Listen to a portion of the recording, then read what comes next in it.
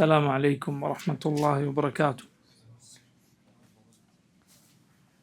بسم الله الرحمن الرحيم. الحمد لله رب العالمين، وأشهد أن لا إله إلا الله وحده لا شريك له، وأشهد أن محمدا عبده ورسوله صلى الله وسلم عليه وعلى آله وأصحابه أجمعين. اللهم انفعنا بما علمتنا وعلمنا ما ينفعنا وزدنا علما. اللهم اغفر لنا ذنبنا كله دقه وجله وأوله وآخره وعلانيته وسره. اللهم إنا نعوذ بك من زوال نعمتك وتحول عافيتك وفجاءة نقمتك وجميع سخطك. أما بعد. സഹോദരങ്ങളെ, സൂറത്തു അൽ ബഖറയുടെ തഫ്സീറിൽ 49 മുതലുള്ള ആയത്തുകളാണ് ഇൻഷാ അല്ലാഹ് ഇനി നമുക്ക് മനസ്സിലാക്കാനുള്ളത്. അല്ലാഹു സുബ്ഹാനഹു വ തആല പറയുന്നു: വഇദ് നജ്ജയ്നാകും മിൻ ആലി ഫിർഔന യസൂമുനകും സൂഅൽ അദാബ് യുദബ്ബിഹൂന അബ്നാഅകും വയസ്തഹ്യൂന നിസാഅകും വഫി ദാലികും ബലാഉം മിൻ റബ്ബികും അദീം. അല്ലാഹു റബ്ബുൽ ആലമീൻ ഇതിനു മുമ്പുള്ള ആയത്തുകളിൽ ബനു ഇസ്രായേലരെ അഭിസംബോധന ചെയ്ത് അല്ലാഹു നിങ്ങൾക്ക് ചൊരിഞ്ഞു തന്ന നിഅമത്തുകൾ, അനുഗ്രഹങ്ങൾ ഓർക്കുക എന്ന് പറഞ്ഞുവല്ലോ.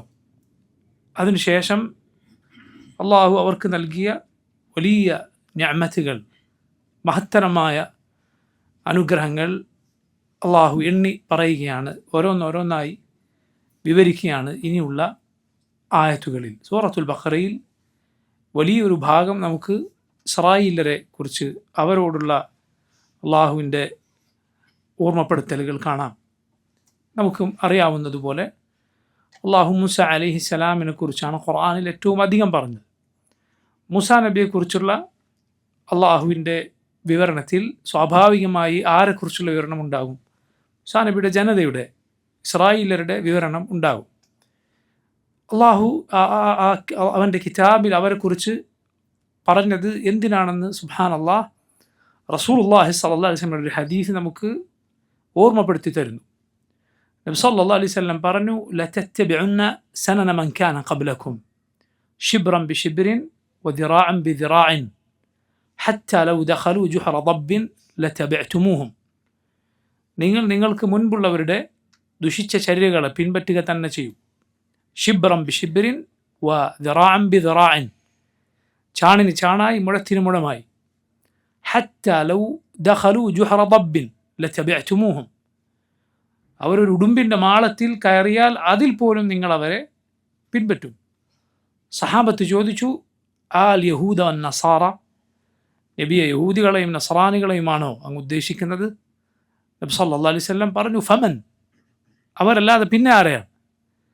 മറ്റ് ചില ഹദീസുകളിൽ കാണാം, ഒരു ചെരുപ്പിനൊത്ത് ആണല്ലോ ചെരുപ്പുണ്ടാവുക, അതുപോലെ ഒരു ചെരുപ്പിനോട് എത്രമാത്രം യോജിച്ചിട്ടാണോ അടുത്ത ചെരുപ്പുണ്ടാവുക, അതിൻ്റെ ജോഡിയായ ചെരുപ്പുണ്ടാവുക എന്നതുപോലെ നിങ്ങളവരെ പിൻപറ്റും എന്നാണ്.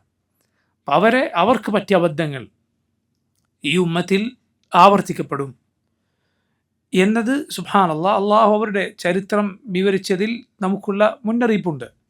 കാരണം ഈ അബദ്ധങ്ങളിൽ നിങ്ങൾ ചെന്നു ചാടാൻ ഏറെ സാധ്യതയുണ്ട്. അവരുടെ ഭിന്നിപ്പിൽ ഈ ഉമ്മത്ത് അവരെ പിൻപറ്റുന്നത് നോക്കൂ നിങ്ങൾ. അവരെ പിൻപറ്റുക മാത്രമല്ല, അതിൽ അവരെ കടത്തിവിട്ടുക കൂടി ഈ ഉമ്മത്ത് ചെയ്യുമെന്നാണ് മുഹമ്മദ് സല്ലല്ലാഹു അലൈഹി വസല്ലം പറഞ്ഞത്. കാരണം യഹൂദികൾ 71 വിഭാഗമായി പിരിഞ്ഞെങ്കിൽ, നസ്രാനികൾ 72 പിരിഞ്ഞെങ്കിൽ, ഈ ഉമ്മത്ത് 73 പിരിയുക. അവരുടെയും അപ്പുറത്താണ് ഭിന്നിപ്പിൽ ഈ ഉമ്മത്ത് ചലിക്കുക. നസ്അല്ലാഹുൽ ആഫിയ. നോക്ക്, അവരുടെ പാഠങ്ങൾ, അവരുടെ ചരിത്രത്തിലെ സംഭവങ്ങൾ നമുക്കുള്ള പാഠങ്ങളാണ്. പക്ഷേ ചരിത്രത്തെക്കുറിച്ച് വിവരമുള്ള ആളുകൾ പറയാറുള്ളത് പോലെ അതിൽ നിന്ന് പാഠം ഉൾക്കൊള്ളുന്നവർ വളരെ കുറവായിരിക്കും. അതെത്ര കേട്ടാലും അറിഞ്ഞാലും അതിൽ നിന്ന് പാഠം ഉൾക്കൊള്ളുന്നവർ വളരെ വളരെ കുറവായിരിക്കും. ബുദ്ധിയുള്ളവൻ ആരാണ്? അൽ ആഖിലു മൻ അഅ്തബറ ബിഗൈരിഹി. അറബിയിൽ ഉള്ള ഒരു പണ്ടേ പറഞ്ഞു വരുന്നൊരു വാക്കാണ്. ബുദ്ധിമാൻ എന്നാൽ മറ്റുള്ളവരുടെ അനുഭവത്തിൽ നിന്ന് അവർക്കുണ്ടായ സ്ഥിതിഗതികളിൽ നിന്ന് പാഠം ഉൾക്കൊള്ളുന്നവനാണ്. അതേസമയം ബുദ്ധിയില്ലാത്തവൻ ആരാണ്? അവൻ മറ്റുള്ളവർക്കൊരു പാഠമായി തീരുന്നവനാണ്. ഒരാൾ മറ്റുള്ളവർക്ക് പാഠമായി തീരുന്നത്, അവനെപ്പോലെ ആവരുത്, അവന് സംഭവിച്ചത് സംഭവിക്കരുത് എന്ന ഒരു മറ്റുള്ളവർക്കുള്ള ഒരു ഗുണപാഠം പോലെ, ഒരു നെക്കാല് പോലെ ആളുകളെല്ലാം അവൻ്റെ വഴി സ്വീകരിക്കാതിരിക്കുന്ന അവസ്ഥയിലാവുക എന്നത് അങ്ങേയറ്റം ദൗർഭാഗ്യകരമാണ്. അള്ളാഹു നമ്മെ കാത്തുരക്ഷിക്കുമാറാകട്ടെ. അപ്പം നോക്കൂ, അള്ളാഹു അവരോട് പറയുന്നു, അവരെ ഓർമ്മപ്പെടുത്തുന്നു. അവർക്കുള്ള ഓർമ്മപ്പെടുത്തൽ നമുക്കുമുള്ള ഓർമ്മപ്പെടുത്തലാണ്. വൈദ് നജ്ജൈനാക്കും, നാം നിങ്ങളെ രക്ഷപ്പെടുത്തിയ സന്ദർഭം. ഇദ് എന്നത് കഴിഞ്ഞുപോയ കാലത്തെ സൂചിപ്പിക്കാനുള്ള പ്രയോഗമാണ്. അതേസമയം ഇതാ വരാനിരിക്കുന്ന കാലത്തെ സൂചിപ്പിക്കാനുള്ള പ്രയോഗമാണ്. ഇതാ ജാ വന്നാൽ, ഇതാ ജാ വന്നാൽ, ഇതാ ദഹബ പോയാൽ. അതേസമയം ഇദ് എന്നത് കഴിഞ്ഞുപോയ കാര്യത്തെ സൂചിപ്പിക്കാനുള്ള പ്രയോഗമാണ്. ഇദ് നജ്ജൈനാക്കും, നാം നിങ്ങളെ രക്ഷപ്പെടുത്തിയ സന്ദർഭം. മിൻ ആലി ഫിർഔൻ, ഫിർഔനിൻ്റെ കൂട്ടരിൽ നിന്ന്. യസൂമൂനക്കും, അവർ നിങ്ങളെ അനുഭവിപ്പിച്ചു. സൂ അൽ അദാബ്, സൂ അൽ അദാബ്, വളരെ മോശമായ ശിക്ഷ, പീഡനങ്ങൾ അവർ നിങ്ങൾക്ക് ഏൽപ്പിച്ചു. യുദബ്ബഹൂന അബ്നാഅക്കും, യുദബ്ബഹൂൻ അവർ അറുകൊല നടത്തി, അറുത്തു കളഞ്ഞു. അബ്നാഅക്കും നിങ്ങളുടെ ആൺമക്കളെ. വയസ്തഹ്യൂൻ എന്നിട്ട് അവർ ജീവിക്കാൻ വിട്ടു. നിസാഅക്കും നിങ്ങളുടെ സ്ത്രീകളെ. അവർ നിങ്ങളുടെ ആൺമക്കളെ കൊന്നുകൊണ്ടിരുന്നു, നിങ്ങളുടെ സ്ത്രീകളെ ജീവിക്കാൻ വിട്ടുകൊണ്ടിരുന്നു. വഫീ ദാലിക്കും, അതിൽ നിങ്ങൾക്കുണ്ടായിരുന്നു ബലാഉൻ. ബലാഉൻ എന്നാൽ അത് പരീക്ഷണമാണ്, അതുപോലെ ഗുണപാഠമാണ്. ബലാഇൻ്റെ അർത്ഥങ്ങളിലൊന്നാണ് പരീക്ഷണം എന്നത്. അതുപോലെ നിഅമത്ത് എന്നും അതിന് അർത്ഥമുണ്ട്, നിഅമത്ത്. കാരണം നിഅമത്ത്, അനുഗ്രഹം എന്നത് അള്ളാഹു അവരെ രക്ഷപ്പെടുത്തിയത് അവർക്കുള്ള അനുഗ്രഹമാണ്. അതേസമയം ആ അനുഗ്രഹം പരീക്ഷണവുമാണ്. അവരതിന് നന്ദി കാണിക്കുമോ ഇല്ലേ എന്നതിനുള്ള പരീക്ഷണവും കൂടിയാണത്. റബ്ബിക്കും അലീം, നിങ്ങളുടെ റബ്ബിങ്കിൽ നിന്നുള്ള അലീമായൊരു മഹത്തരമായൊരു ബല ആയിരുന്നു അത്. നോക്കൂ, അള്ളാഹു ഫിറഔനിൻ്റെയും കൂട്ടരുടെയും കരങ്ങളിൽ നിന്ന് ഇസ്രായേലരെ രക്ഷപ്പെടുത്തി എന്നത് അള്ളാഹു അവർക്ക് ചൊരിഞ്ഞ അനുഗ്രഹമാണ്. യഥാർത്ഥത്തിൽ ഇസ്രായേലർ ഷാമിലായിരുന്നു താമസിച്ചിരുന്നത്. മസറിൽ, ഈജിപ്തിൽ അവർ എത്തിച്ചേർന്നത് യൂസുഫ് അലൈഹിസ്സലാമിലൂടെയാണ്. യൂസുഫ് അലൈഹിസ്സലാം മസറിലെത്തി അവിടേക്ക് പിതാവിനെ യാഹൂബിനെയും അലൈഹിസ്സലാം സഹോദരങ്ങളെയും ഒക്കെ കൊണ്ടുവന്നു. പിന്നെ അവരവിടെ താമസിച്ചു. അങ്ങനെയാണ് മസറിൽ ആര് താമസമാക്കിയത്? ഇസ്രായേലർ താമസമാക്കിയത്. സ്വാഭാവികമായി അവിടെയുള്ള ഭരണവർഗം അവരായിരുന്നില്ല, ഭരണം അവർക്കായിരുന്നില്ല, ഭരണം കിബ്തികൾക്കായിരുന്നു മസറിൻ്റെ ഭരണം. യൂസുഫ് അലൈഹിസ്സലാമിൻ്റെ കാലത്തെ മസറിലെ രാജാക്കന്മാർക്ക് ഫിറഔൻ എന്ന് പറഞ്ഞിരുന്നില്ല. ഫിറഔൻ എന്നത് യഥാർത്ഥത്തിൽ സ്ഥാനപ്പേരാണ്, അത് ഒരു ആളുടെ മാത്രം പേരല്ല. ഫിറഔൻ 1, 2, 3 ഇങ്ങനെ ഫിറഔന്മാരുണ്ട്. ഏതുപോലെ പേർഷ്യയിൽ അഗ്നി ആരാധകരായ മജൂസികളുടെ രാജാക്കന്മാർക്ക് കിസ്റ എന്ന് പറയും. അതുപോലെ നസ്രാനികൾ, റോമിലെ ക്രൈസ്തവരുടെ ഭരണാധികാരിക്ക് എന്തു പറയും? കൈസർ എന്ന് പറയും.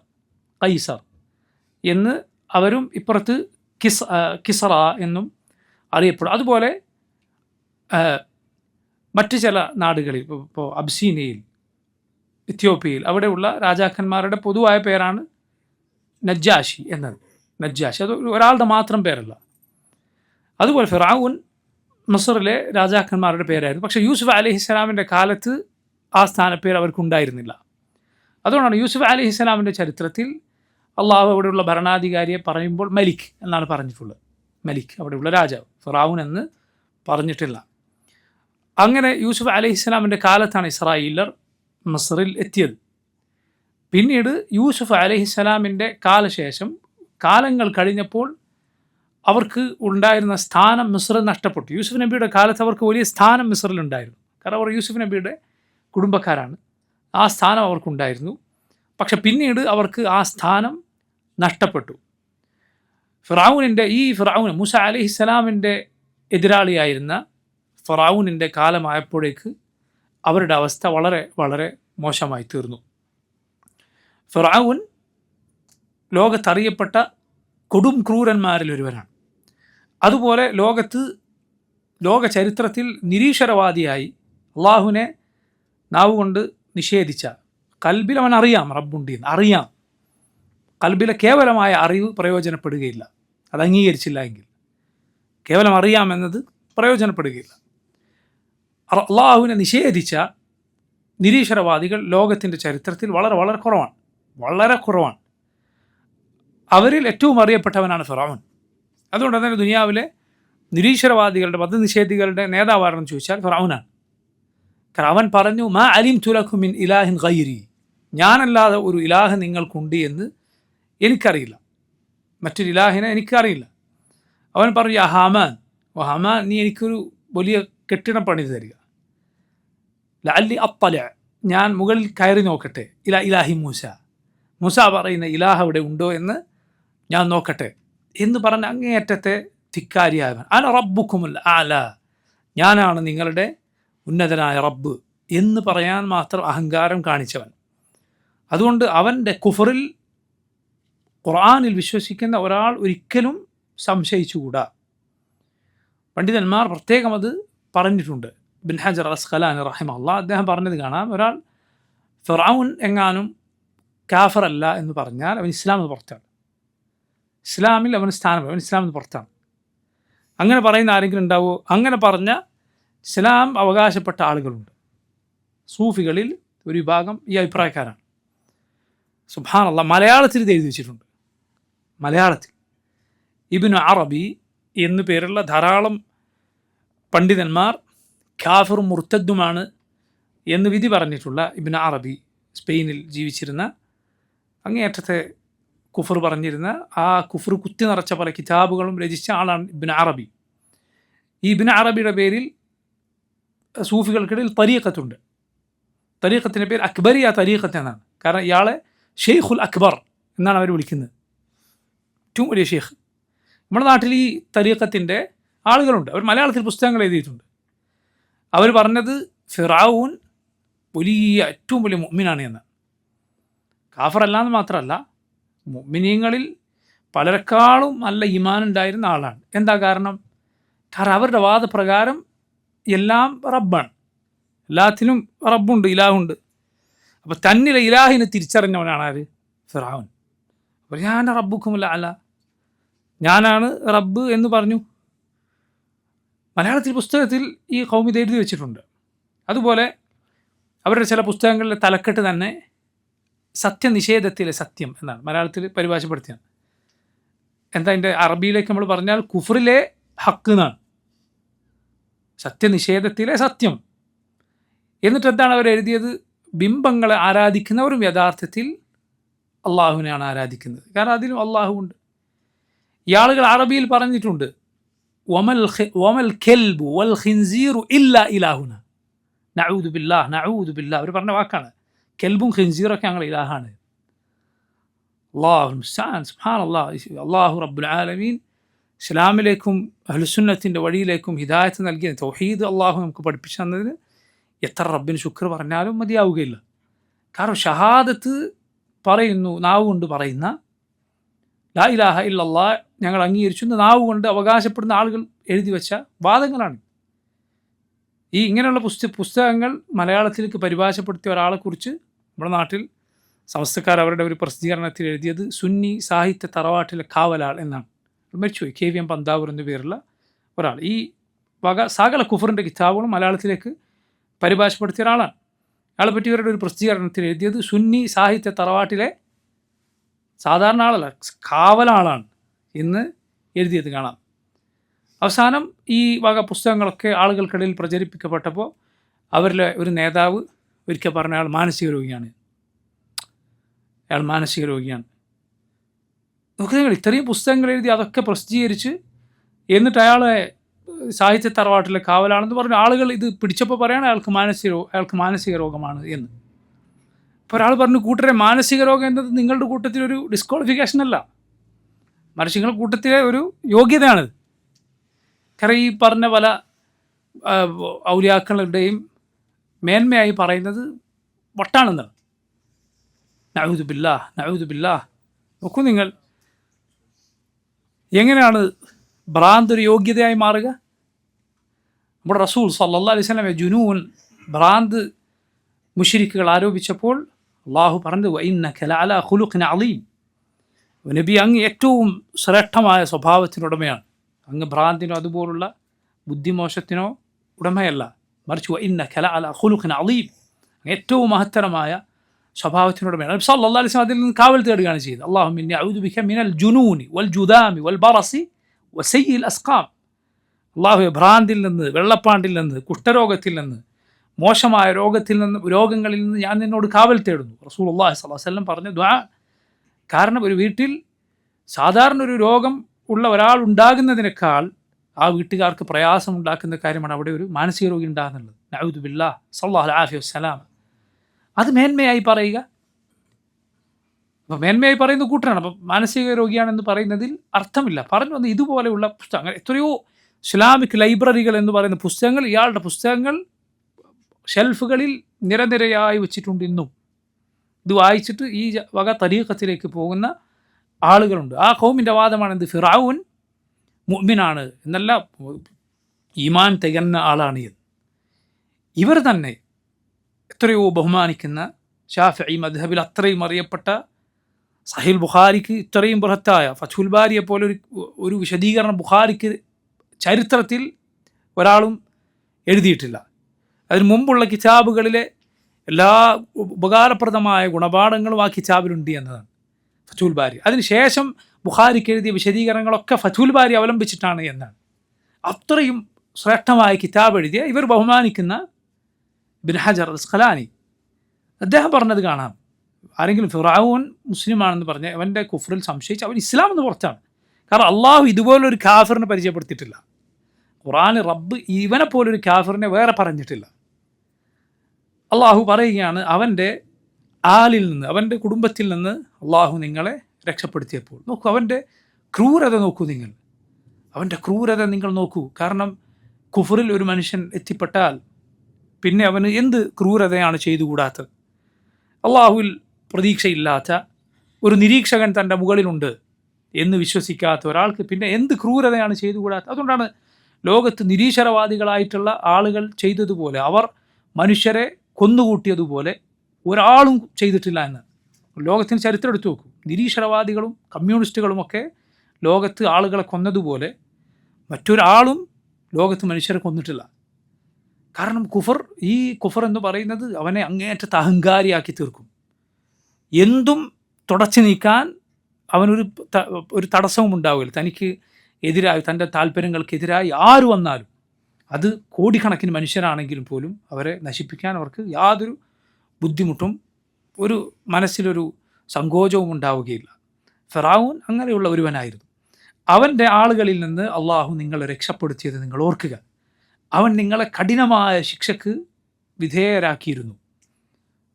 കൊടിയ ക്രൂരമായ പീഡനങ്ങൾക്ക് ഇസ്രായേലരെ അവൻ വിധേയരാക്കിയിരുന്നു, അവരടിച്ചമർത്തിയിരുന്നു. അള്ളാഹു പറഞ്ഞത് അവൻ ജനങ്ങളെ 2 കൂട്ടരാക്കി, എന്നിട്ട് ഒരു കൂട്ടരെ അവൻ അടിച്ചമർത്തി, അഥവാ ഇസ്രായേലരെ അവൻ അടിച്ചമർത്തി. ആൺമക്കളെ അവൻ അറുകൊല ചെയ്തു, സ്ത്രീകളെ ജീവിക്കാൻ വിട്ടു. അത് ഒരു അപമാനിക്കലാണ്. ആൺമക്കൾ അറുകൊല നടത്തി. ഈ ആൺമക്കളെ ഇങ്ങനെ അറുകൊല നടത്താനുള്ള കാരണം തഫ്സീറുകൾ നമുക്ക് കാണാം. ഇസ്രായേലിലെ ആൺമക്കളെ അവൻ ഇങ്ങനെ തെരഞ്ഞു കൊല്ലാനുണ്ടായ കാരണം അവൻ ഒരു സ്വപ്നം കണ്ടു എന്നാണ്. അഥവാ ഷാമിൽ നിന്നുള്ള ഒരു ബൈത്തുൽ മുഖദ്ദസിൽ നിന്നൊരു പ്രകാശം പുറപ്പെട്ടു വരികയും എന്നിട്ട് മിസ്റിലെ ഖിബ്തികളുടെ കൊട്ടാരങ്ങളെ കരിച്ചു കളയുകയും ചെയ്യുന്നു എന്നൊരു സ്വപ്നം അവൻ കണ്ടു എന്നാണ്. അവൻ സ്വപ്ന വ്യാഖ്യാനം അറിയുന്ന ആളുകളോട് ചോദിച്ചപ്പോൾ അവർ പറഞ്ഞു, ഷാം, ബൈത്തുൽ മഖ്ദിസ് അത് ഇസ്രായേലരുടെ അവരുടെ സ്ഥലമായി അറിയപ്പെട്ടതാണ്. അതുകൊണ്ട് അവരുടെ കൂട്ടത്തിലുള്ള ഒരാളുടെ കയ്യാൽ നിങ്ങളുടെ സാമ്രാജ്യം നശിപ്പിക്കപ്പെടും എന്നതാണ് ഇതിൻ്റെ അർത്ഥം എന്ന് അവന് സ്വപ്നത്തിൻ്റെ വ്യാഖ്യാനം പറഞ്ഞു കൊടുത്തു ആളുകൾ. അതിനുശേഷമാണ് അവൻ ഇസ്രായേലിലെ കുട്ടികളെ കൊല്ലാൻ ആരംഭിച്ചത് എന്നാണ്. ആൺമക്കളെ അവൻ കൊന്നുകളയും, ആൺമക്കളെ കൊന്നുകളെ. അങ്ങനെ പിന്നീട് ഇത് തുടർന്നു വന്നപ്പോൾ ഇസ്രായേലരിലെ പുരുഷന്മാർ തീരെ ഇല്ലാതായാൽ ഖിബ്തികൾ അവനോട് ആശങ്ക അറിയിച്ചു, നമുക്ക് ജോലികൾക്കും അങ്ങനെ അടിമകളെ പോലെ പണിയെടുക്കേണ്ട, അങ്ങനെ ഭാരിച്ച ജോലികൾ ചെയ്യാൻ ആളുകൾ ഇല്ലാതായി പോകും, എന്തു ചെയ്യും? അപ്പോൾ അവൻ തീരുമാനം മാറ്റി എന്നാണ്. അവൻ പറഞ്ഞു, എങ്കിൽ നമ്മൾ വർഷങ്ങളെ വിഭജിക്കും. ഒരു വർഷം ജനിച്ച ഇസ്രായേലരിലെ കുട്ടികൾ ആൺമക്കളെ കൊല്ലും എങ്കിൽ അടുത്ത വർഷം കൊല്ലുകയില്ല, തൊട്ടടുത്ത വർഷം അവരെ കൊല്ലും, പിന്നെയുള്ള വർഷം കൊല്ലുകയില്ല, ജനിക്കാൻ അനുവദിക്കും. ഇങ്ങനെ ഒരു നടപടി സ്വീകരിച്ചു എന്നാണ്. നിങ്ങൾ നോക്കൂ, ചെറിയ മക്കളെ കൊലപ്പെടുത്തുക എന്നത് മാത്രം അവരുടെ ക്രൂരത എത്ര ഉണ്ടായിരുന്നു എന്നത് നമുക്ക് മനസ്സിലാക്കാം അതിലൂടെ. ചെറിയ കുട്ടിയാണ് ഈ കൊല്ലുന്നത്. ഒരു മുതിർന്ന ഒരാളെ കൊല്ലുന്നത് പോലെയാണ് ഒരു കുഞ്ഞിനെ, നിഷ്കളങ്കനായ ഒരു കുഞ്ഞിനെ കൊലപ്പെടുത്തുക എന്നത്. അപ്പം അങ്ങനെ അവരെ അറുകൊല നടത്തിയ ആളുകളായിരുന്നു. മൂസ അലൈഹിസ്സലാം ജനിച്ചത് യഥാർത്ഥത്തിൽ ഫിറഔൻ ഇങ്ങനെ കൊല്ലുന്നതിൽ ഇളവ് നൽകുന്ന വർഷത്തിലല്ല എന്നതാണ് അത്ഭുതം. മറിച്ച് ഹാറൂൻ അലൈഹിസ്സലാം ജനിച്ചത് അങ്ങനെയുള്ള ഒരു വർഷത്തിലായിരുന്നു, മൂസാ നബിയുടെ സഹോദരൻ. പക്ഷെ മൂസാ നബി ജനിച്ചത് അവൻ ആളുകളെ കൊല്ലുന്ന, കുട്ടികളെ കൊല്ലുന്ന വർഷം തന്നെയാണ്. പക്ഷെ അള്ളാഹു സുബ്ഹാനഹു വ തആല തീരുമാനിച്ചത് മൂസ അലൈഹിസ്സലാം അവൻ്റെ കൊട്ടാരത്തിൽ വളരാനാണ്, ഫിറഔനിൻ്റെ കൊട്ടാരത്തിൽ വളരാനാണ് അള്ളാഹു റബ്ബുൽ ആലമീൻ തീരുമാനിച്ചത്. അങ്ങനെയാണ് ആ ചരിത്രം, അതിലേക്ക് കടക്കുന്നില്ല. അപ്പോൾ നോക്കൂ, അള്ളാഹു പറയുകയാണ്, നിങ്ങളുടെ ആൺമക്കളെ അവൻ അറുകല നടത്തിയിരുന്നു, നിങ്ങളുടെ സ്ത്രീകളെ ജീവിക്കാൻ വിട്ടിരുന്നു. സ്ത്രീകളെ അവൻ കൊല്ലുകയില്ല, അവരെ ഇതുപോലുള്ള നിന്ദ്യമായ ജോലികൾക്കും മറ്റും അവർ ഉപയോഗിച്ചിരുന്നു. അള്ളാഹു പറയുന്നു, വഫീ ദാലികും ബലാഉം റബ്ബിക്കും അദീം, നിങ്ങൾക്കതിൽ വലിയ ബലാ ഉണ്ട്, പരീക്ഷണമുണ്ട്, അതുപോലെ ഈ രക്ഷപ്പെടുത്തിയതിൽ നിങ്ങൾക്കുള്ള അനുഗ്രഹവുമുണ്ട്. അനുഗ്രഹം ശുക്ർ കാണിക്കേണ്ട പരീക്ഷണമാണ്. നോക്കൂ, മൂസ അലൈഹിസ്സലാം വന്നതിന് ശേഷം ഇവൻ വീണ്ടും ഈ കാര്യം ചെയ്തിരുന്നു എന്നാണ്, അഥവാ ഇസ്രായേലരിലെ ആൺമക്കളെ കൊന്നിരുന്നു. അത് എന്തിനാണ്? അവരെ മൂസ അലൈഹിസ്സലാം അല്ലെങ്കിൽ ഇസ്രായേലരിൽ നിന്ന് അവൻ സാമ്രാജ്യം നശിപ്പിക്കുന്ന ഒരാൾ ഉണ്ടാകരുത് എന്നത് മാത്രമല്ല അവൻ്റെ ഉദ്ദേശം, മറിച്ച് അവരെ നിന്ദരാക്കുക എന്നതുകൂടിയാണ്. ഇസ്രായേലർ മൂസ അലൈഹിസ്സലാമിനോട് പറഞ്ഞത് കാണാം, ഉദീന, ഞങ്ങൾ പീഡിപ്പിക്കപ്പെട്ടു, നിങ്ങൾ വരുന്നതിന് മുൻപും നിങ്ങൾ വന്നതിന് ശേഷവും. നിങ്ങൾ വരുന്നതിന് മുമ്പും ഞങ്ങൾ ഉപദ്രവിക്കപ്പെടുകയായിരുന്നു, നിങ്ങൾ വന്നതിന് ശേഷവും അതെ. മൂസ അലൈഹിസ്സലാം പറഞ്ഞു, അല്ലാഹു റബ്ബുൽ ആലമീൻ നിങ്ങളെ വിജയിപ്പിക്കും, അവർക്കുമേൽ നിങ്ങൾക്ക് വിജയം നൽകും. എന്നിട്ട് അള്ളാഹു നോക്കും നിങ്ങളെങ്ങനെയാണ് പ്രവർത്തിക്കുന്നത്, നിങ്ങൾ എന്താണ് ചെയ്യുന്നത്. ഇത് നോക്കൂ, ഏത് കാലത്തുമുള്ള ഏത് നാട്ടിലുമുള്ള ആളുകൾക്കുള്ള പാഠമാണ്. അള്ളാഹു സുബ്ഹാനഹു വ തആല അവൻ ഭരണമില്ലാതെ, അധികാരമില്ലാതെ ബുദ്ധിമുട്ടുന്ന രൂപത്തിൽ പരീക്ഷിക്കുമെങ്കിൽ തന്നിട്ടും പരീക്ഷിക്കും. അധികാരവും ഭരണവും സൗകര്യവും എല്ലാം തന്നിട്ടും യഥാർത്ഥത്തിൽ പരീക്ഷിക്കും. എങ്ങനെയാണ് ആളുകൾ ജനങ്ങളോട് പെരുമാറുന്നത് എന്നത്. അല്ലാതെ എപ്പോഴും എന്ത് ലഭിക്കുകയില്ല, അധികാരവും സൗകര്യവും മുസ്ലിമീങ്ങൾക്ക് മുഅ്മിനീങ്ങൾക്ക് ലഭിച്ചു കൊള്ളണം എന്നില്ല. എന്ന് മാത്രമല്ല, അള്ളാഹുവിൻ്റെ നബിമാരുടെ ചരിത്രം നിങ്ങൾ എടുത്തു നോക്കിയാൽ അവരിൽ അധികാരവും ഭരണവുമൊക്കെ ലഭിച്ച നബിമാർ വളരെ കുറവാണെന്ന് നമുക്ക് കാണാൻ സാധിക്കും. പക്ഷെ അവർ അള്ളാഹുവിനെ ഇബാദത്ത് ചെയ്തുകൊണ്ട് ജീവിച്ചു. അള്ളാഹുവിനെ ഇബാദത്ത് ചെയ്ത് ജീവിക്കാൻ ഭരണത്തിൻ്റെയോ അധികാരത്തിൻ്റെയോ ആവശ്യം ഉണ്ടാകണമെന്നില്ല, അതുണ്ടായാൽ നടക്കൂ എന്നില്ല. അതേസമയം ദീനിൻ്റെ പ്രചാരണത്തെ സഹായിക്കുന്ന ഭരണമുണ്ടായാൽ, ഇൽമിന് സെയ്ഫിൻ്റെ സഹായമുണ്ടായാൽ, അറിവിന് അധികാരത്തിൻ്റെ സഹായമുണ്ടായാൽ അത് വലിയ ഖൈറാണ്, യാതൊരു സംശയവുമില്ല. നബി സല്ലല്ലാഹു അലൈഹി വസല്ലമയോട് അള്ളാഹു ദുആ ചെയ്യാൻ പറഞ്ഞ എന്താണ്? വഖുർ റബ്ബി അദ്ഖിൽനി മുദ്ഖല സിദ്ഖിൻ വഅഖ്രിജ്നി മുഖ്റജ സിദ്ഖിൻ വജഅൽനി മിൻ ലദുൻക സുൽത്താനൻ നസീറ. അള്ളാഹുവേ, നീ എനിക്ക് സഹായിയായി, എന്നെ സഹായിക്കുന്ന അധികാരം നൽകണമേ എന്നാണ്. നമ്മുടെ റസൂൽ സല്ലല്ലാഹു അലൈഹി വസല്ലമക്ക് അള്ളാഹു റബ്ബുൽ ആലമീൻ അത് നൽകുകയും ചെയ്തു. റസൂൽ സല്ലല്ലാഹു അലൈഹി വസല്ലമക്ക് അത് നൽകി. ഭരണത്തിൻ്റെ സഹായം ദീനിന് ഉണ്ടായാൽ അത് ദീൻ പ്രചരിക്കാൻ വലിയ സഹായകമാകും എന്നതിൽ യാതൊരു സംശയവുമില്ല. പക്ഷെ അത് നേടിയെടുക്കുക എന്നതല്ല മുസ്ലിമീങ്ങളുടെ ലക്ഷ്യമെന്ന് പറയുന്നത്. അധികാരം നേടിയെടുക്കുക എന്നതല്ല ലക്ഷ്യം, ദീൻ സ്ഥാപിക്കലാണ്. ദീൻ സ്ഥാപിച്ചാൽ, ദീൻ നടപ്പിലാക്കിയാൽ, അള്ളാഹുവിനെ മാത്രം ഇബാദത്ത് ചെയ്താൽ അതിൻ്റെ പിന്നാലെ അധികാരം വരുന്നതാണ്. അതിലുള്ള വലിയ തെളിവുകളിൽ ഒന്നാണ് റസൂലുള്ളാഹി സ്വല്ലല്ലാഹു അലൈഹി വസല്ലമയോട് മുശ്രിക്കുകൾ എന്ത് പറഞ്ഞിരുന്നു? അവരുടെ ഓഫറുകളിൽ ഒന്നെന്തായിരുന്നു? അധികാരം തരാമെന്നാണ്. നമ്മുടെ റസൂൽ സല്ലല്ലാഹു അലൈഹി വസല്ലം, നബി സല്ലല്ലാഹു അലൈഹി വസല്ലം എന്ത് തീരുമാനിച്ചില്ല? തൽക്കാലം അധികാരം വാങ്ങി പിന്നെ മെല്ലെ ജനങ്ങളെ ശരിയാക്കാം എന്ന് റസൂലുള്ളാഹി സ്വല്ലല്ലാഹു അലൈഹി വസല്ലം തീരുമാനിച്ചില്ല. കാരണം അത് നടക്കുകയില്ല. അധികാരമുണ്ടായിട്ട് ഒന്നും ചെയ്യാൻ സാധിക്കാതെ, ജനങ്ങളെ അതിനനുസരിച്ച് ഒന്നാകെ മാറ്റാൻ സാധിക്കാതെ ജീവിച്ച ഭരണാധികാരികളുണ്ട്. നജ്ജാശി അദ്ദേഹം മുസ്ലിമായിരുന്നു. പക്ഷെ അദ്ദേഹം മരണപ്പെട്ടപ്പോൾ റസൂലുള്ളാഹി സ്വല്ലല്ലാഹു അലൈഹി വസല്ലം പറഞ്ഞെന്താണ്? നിങ്ങൾ ഇന്ന നാട്ടിൽ നിങ്ങളുടെ ഒരു സഹോദരൻ മരണപ്പെട്ടിരിക്കുന്നു. അവർക്ക് വേണ്ടി റസൂലുള്ളാഹി സ്വല്ലല്ലാഹു അലൈഹി വസല്ലം നജ്ജാശിക്ക് വേണ്ടി ഗായിബിൻ്റെ മയ്യിത്ത് നിസ്കാരം നിർവഹിച്ചു. അവിടെ ആളുകൾ ആരും നിസ്കരിക്കാനില്ലാത്തത് കൊണ്ടാണ് അത് നബി സല്ലല്ലാഹു അലൈഹി വസല്ലം ചെയ്തത് എന്ന് പണ്ഡിതന്മാർ വിശദീകരിച്ചത് കാണാം. ഭരണം ഉണ്ടായിട്ടും അദ്ദേഹത്തിന് ആളുകളെ ഒന്നാകെ മാറ്റുക എന്നത് സാധ്യമായില്ല, അത് സാധ്യമാവുകയില്ല.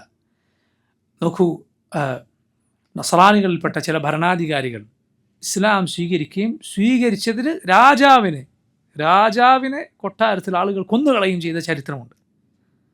ഭരണാധികാരിയായിരുന്നു അദ്ദേഹം, പക്ഷെ അദ്ദേഹം ദീൻ മാറ്റി കൊന്നുകളഞ്ഞു. റസൂലുള്ളാഹി സ്വല്ലല്ലാഹു അലൈഹി വസല്ലമയുടെ കത്ത് ലഭിച്ച ഹെറാഖിൽ എന്ന രാജാവ് എന്താണ് ചെയ്തത്? അദ്ദേഹത്തിന് ഇത് സ്വീകരിക്കണമെന്ന് ആഗ്രഹമുണ്ടായിരുന്നു. അദ്ദേഹം ഒരു ഹാളിൽ ആളുകളൊക്കെ വിളിച്ചുകൂട്ടി. ബുഖാരിയുടെ സഹീൽ നമുക്കിത് കാണാം. അദ്ദേഹം ഒരു ഹാളിൽ ആളുകളൊക്കെ, ഭരണത്തിലെ പ്രധാനപ്പെട്ട ആളുകളൊക്കെ വിളിച്ചുകൂട്ടി. എന്നിട്ട് വാതിലുകൾ പുറത്ത് നടക്കാൻ പറഞ്ഞു. എന്നിട്ട് അവരോട് പറഞ്ഞു, നമുക്ക് ഈ നബിയെ പിൻപറ്റിക്കൂടെ, സ്വീകരിച്ചുകൂടെ എന്ന് ചോദിച്ചു. അപ്പോൾ അവരൊക്കെ ഇയാളുടെ ഈ അഭിപ്രായത്തിൽ ദേഷ്യം പിടിച്ച് ആ യോഗം ബഹിഷ്കരിച്ച് പുറത്തേക്ക് പോകാൻ നോക്കി. വാതിലുകളെടുത്ത് ചെന്നപ്പോൾ അവർക്ക് വാതിലൊക്കെ പൂട്ടിയിരിക്കുകയാണ്. അപ്പോൾ ഹെറഖിൽ പറഞ്ഞു, ഞാൻ നിങ്ങൾക്ക് നമ്മുടെ ദീനിലുള്ള ഉറപ്പ്, നിങ്ങൾ നല്ല ഉറച്ച വിശ്വാസമുള്ളവരാണോ ഇല്ലേ എന്ന് പരിശോധിക്കുകയായിരുന്നു, അല്ലാതെ എനിക്കതിൽ സ്വീകരിക്കാൻ താല്പര്യമുണ്ടായിട്ടല്ല എന്ന് പറഞ്ഞു. നിങ്ങൾ നോക്കൂ, അയാളുടെ ദുനിയാവിലെ തുച്ഛമായ അധികാരത്തിനു വേണ്ടി അയാളുടെ ഇരു ലോകത്തെയും സൗഭാഗ്യം കളഞ്ഞു കുടിച്ചു. അയാൾക്കറിയാം മുഹമ്മദ് സല്ലല്ലാഹു അലൈഹി വസല്ലം അല്ലാഹുവിൻ്റെ റസൂലാണ്. അയാൾ പറഞ്ഞിട്ടുണ്ട്, ഇതാ എൻ്റെ ഈ കാൽപാദം നിൽക്കുന്ന സ്ഥലം ആ നബിയുടെ കീഴിൽ വരും. ഞാൻ അദ്ദേഹത്തിൻ്റെ അരികിൽ ആയിരുന്നുവെങ്കിൽ ഞാൻ അദ്ദേഹത്തിൻ്റെ കാലുകൾ കഴുകി കൊടുക്കുമായിരുന്നു. നസ്രാനികൾ നടത്താറുണ്ട് പാദ ശുശ്രൂഷ, കാല് കഴുകി കൊടുക്കുക. നബിയുടെ കാൽ ഞാൻ കഴുകി കൊടുക്കുമായിരുന്നു എന്ന് അബൂ സുഫിയാൻ റളിയല്ലാഹു അൻഹു അന്നവിടെ ഉണ്ടായിരുന്നു. അബൂ സുഫിയാൻ അന്ന് മുസ്ലിം ആയിട്ടില്ല. നബി സല്ലല്ലാഹു അലൈഹി വസല്ലമയുടെ കത്ത് വായിച്ച് അബൂ സുഫിയാനോട് നബിയെക്കുറിച്ച് പല ചോദ്യങ്ങൾ ചോദിച്ചു. അബൂ സുഫിയാൻ മറുപടി പറഞ്ഞു. ആ സമയത്ത് പറഞ്ഞ ആളാണിത്, പക്ഷേ ഇസ്ലാം സ്വീകരിച്ചിട്ടില്ല. അയാളുടെ അവസാനം ഞങ്ങൾക്ക് ലഭിച്ച കഥ ഇതാണ് എന്ന് പറയുന്ന റിവായത്ത് സഹീഹ് ബുഖാരിയിൽ കാണാം. ഇങ്ങനെ രാജാക്കന്മാരുണ്ടായിട്ടുണ്ട്. രാജാവ് എന്ന് പറയുമ്പോൾ നമ്മൾ വിചാരിക്കരുത് അയാൾ നാളെ മാറിയാൽ നാടൊന്നാകെ മാറ്റാൻ പറ്റും. അല്ല, അപ്പുറത്തും ഇപ്പുറത്തും നിൽക്കുന്ന പലവിധ സമ്മർദ്ദങ്ങൾ ഏത് ഭരണാധികാരിക്കും ഉണ്ടാകും. അയാൾ ഒറ്റയ്ക്ക് വിചാരിച്ചാൽ എന്തും സാധിച്ചു കൊള്ളണം എന്നില്ല. സിയാസ, രാഷ്ട്രീയം എന്ന് പറയുന്നത്, ഭരണം എന്ന് പറയുന്നത് പുറമേക്കുള്ള ആളുകൾക്ക് അഭിപ്രായം പറയാൻ സാധിക്കുന്ന ഒന്നല്ല യഥാർത്ഥത്തിൽ. അവിടെ എത്തിയാൽ, ആ കസേരയിലെത്തിയാൽ മാത്രം മനസ്സിലാകുന്ന എത്രയോ കാര്യങ്ങളുണ്ട്. അതുകൊണ്ടാണ് പലപ്പോഴും അധികാരത്തിലില്ലാത്ത ആളുകൾ വിളമ്പുന്ന വീമ്പുകളൊന്നും അധികാരത്തിലെത്തിയാൽ ഒന്നും ചെയ്യാൻ പലപ്പോഴും അവർ ചെയ്യാത്തത് നമ്മൾ കാണുന്നത്. കാരണം പുറത്തുനിന്ന് പറയുന്ന പോലെ അവിടെ എത്തിയാൽ എന്നവർക്കറിയാം, അവിടെ എത്തിയാൽ ഇത് സാധ്യമാകണമെന്നില്ല. അപ്പോൾ നോക്കൂ, അതുപോലെ പണ്ഡിതന്മാർ ഖുർആൻ്റെയും സുന്നത്തിൻ്റെയും പാഠം കൂടിയാണ്. അതായത് എങ്ങനെയാണോ ആളുകൾ, അവരുടെ പൊതു സ്വഭാവം എന്താണോ അങ്ങനെയായിരിക്കും, അതിനനുസരിച്ച് ഭരണാധികാരികളായിരിക്കും അള്ളാഹു അവർക്ക് കൊടുക്കുക. ജനങ്ങളുടെ പൊതു സ്വഭാവം എന്താണോ അതിനനുസരിച്ചായിരിക്കും അവർക്ക് അധികാരികളെ കിട്ടുക. അള്ളാഹു പറഞ്ഞു, വകദാലിക നുവല്ലി ബഅദ അദ്ദാലിമീന ബഅദൻ. അങ്ങനെയാണ് നാം അക്രമികളെ ചേർത്ത് കൊടുക്കുന്നത്. മറ്റൊരർത്ഥത്തിൽ അവരുടെ ഭരണാധികാരികളായി അക്രമികളെ കൊടുക്കുന്നത്. നിങ്ങൾ പൊതുവെ നമ്മുടെ നാട്ടിലൊക്കെ ജനങ്ങളുടെ പൊതു സ്വഭാവങ്ങൾ എടുത്തു നോക്കി. ജനങ്ങളിലുള്ള പൊതു സ്വഭാവം എന്താ? ആളുകളിൽ നമ്മൾ കേൾക്കുന്ന എന്താണ്? പൊതുവെ യാതൊരു സംശയവുമില്ല, തട്ടിപ്പും വഞ്ചനയും പറ്റിക്കലും കളവും, ഇതൊക്കെയാണ് ജനങ്ങളുടെ പൊതു സ്വഭാവമായി നമ്മൾ കേൾക്കുന്നത്. യാതൊരു സംശയമില്ല, ഭരണാധികാരികളുടെ പൊതു സ്വഭാവം അതായിരിക്കും, തട്ടിപ്പും വഞ്ചനയും കളവും, അതൊക്കെ. അതല്ലാതെ ഈ സ്വഭാവം വെച്ചിട്ട് എനിക്ക് ഉമർ ഇബ്നുൽ ഖത്താബിൻ്റെ ഭരണം വേണം എന്ന് പറഞ്ഞാൽ നടക്കുന്ന കാര്യമല്ല. ആളുകൾ മാറാതെ ഒരിക്കലും ഭരണാധികാരികൾ മാറുകയില്ല. അതുകൊണ്ടാണ് ഇസ്ലാമിലെ അഹ്ലുസുന്നത്തിൻ്റെ ദഅവ ആരംഭിക്കുന്നത് വ്യക്തിയിൽ നിന്നാണ്. വ്യക്തിയിൽ നിന്ന് വലുതായി സമൂഹത്തിലേക്ക് പോവുക, അതാണ് അഹ്ലുസുന്നത്തിൻ്റെ ദഅവ. നബിമാർ പഠിപ്പിച്ച ദഅവത്ത് അതാണ്. അതേസമയം ബിദഅത്തുകാരുടെ ദഅവ അവർ പറയുന്നത് ഭരണം ആദ്യം നന്നാവണം എന്നാണ്. ആദ്യം ഭരണത്തിരിക്കുന്ന ആളെ മറിച്ചിടുക, എന്നിട്ട് ബാക്കി. അത് ഇസ്ലാമിൻ്റെ രീതിയല്ല, അത് നടക്കുകയില്ല. യഥാർത്ഥത്തിൽ അത് സംഭവമല്ല. അലി ഇബ്നു അബി താലിബിൻ്റെ വളരെ പ്രസിദ്ധമായ ഒരു റിവായത്തുണ്ടല്ലോ. അദ്ദേഹത്തോട് ഒരാൾ വന്നു പറഞ്ഞു എന്നാണ്, എന്ത്, നിങ്ങളുടെ ഭരണം അബൂബക്കറിൻ്റെയും ഉമറിൻ്റെയും പോലെയല്ല. അപ്പം അദ്ദേഹം പറഞ്ഞു, അബൂബക്കറിൻ്റെയും ഉമറിൻ്റെയും കാലത്ത് പ്രജകൾ, അനുയായികൾ ഞാനും എന്നെ പോലുള്ളവരായിരുന്നു. ഇന്ന് പ്രജകൾ നീയും നിന്നെ പോലുള്ളവരാണ്. അപ്പോൾ അത്ര പ്രതീക്ഷാൽ മതി എന്നർത്ഥം. അപ്പോൾ നോക്കൂ, ഫിർഔൻ അവൻ ആളുകളെ ഈ രൂപത്തിൽ അടക്കി ഭരിച്ചിരുന്നു. അള്ളാഹു സുബ്ഹാനഹു വ തആല എന്നാൽ ഇസ്രായേലരെ രക്ഷപ്പെടുത്തി ദീർഘകാലത്തെ പരീക്ഷണത്തിന് ശേഷം.